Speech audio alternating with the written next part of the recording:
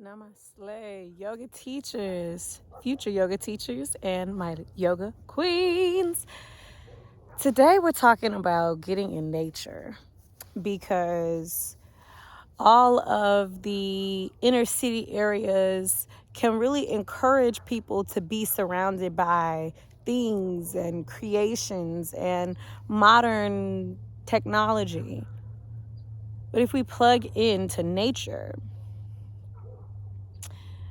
that can help fill our cup so that you're full, you're taken care of, you're recharged, and you're feeling the energetic balance that's required to exist at optimal level. Once that's considered, then we can consider being even able to serve your clients at the highest level is by taking care of yourself at the highest level. The cars that work the best are the ones that are the best maintained. The humans that are at the high levels, like Olympic athletes, they take care of their bodies. They do things to their bodies to take care of them, to practice self-care.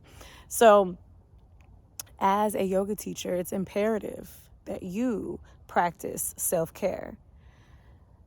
So whenever it is warm, I make it a point to get barefoot because that just recharges me and grounds me. And, really being in places where I feel appreciated, where I feel connected, where I feel value, physically, energetically, in relationships, those are ways to practice self-care. There's so many ways. Your way may be different based off of your values, based off of your dominant element, based off of your astrological connections. There's so many different ways that we are complex beings, which is amazing.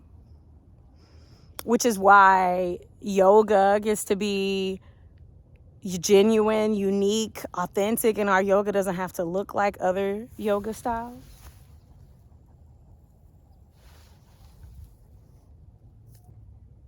In a world where we're incentivized with instant this and next day, same day delivery, and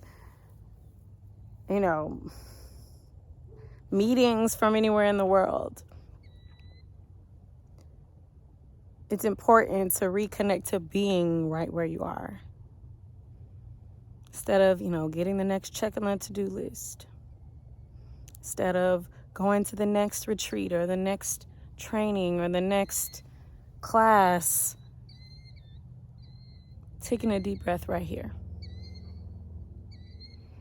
And I've been very transparent about my journey with stress. Stress is the activator of my autoimmune challenges. And I get to come back and revisit this place of what does it really mean to practice self-care? Does it mean getting a massage every week? Does it mean practicing yoga every day, meditation every day, physical asana and otherwise?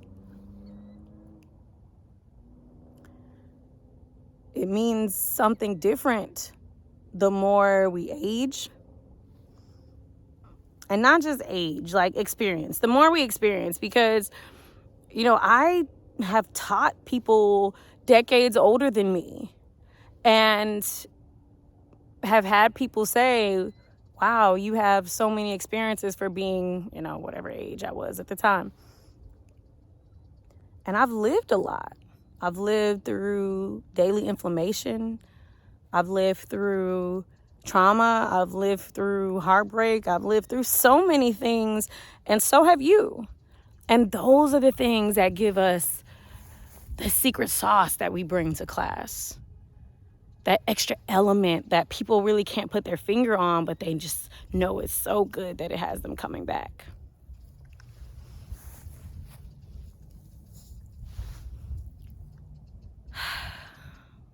How many intentionally deep breaths have you taken today?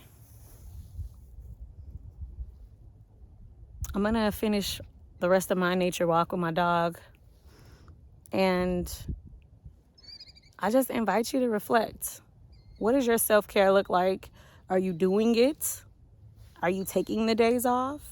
Are you eating the things, drinking the things, not eating or drinking the things, whatever it is that you've determined is for you. It's for your self-care. Let me push my glasses up so I'm going to get real close. Yeah. Because, you know, as an advanced yogi, we really learn that we become even more of a student. So I invite you to enjoy that. And with that being said, I'm going to go because my arm's getting tired. So I invite you to be in the Facebook group, Yoga Queens and Leaders. It is a space for yoga teachers to connect. And some people share a lot, some people don't. It's up to you what level you'd like to receive and to share. So I'll leave that up to you. You'll find that in the caption of the video. Hope to see you there. Peace.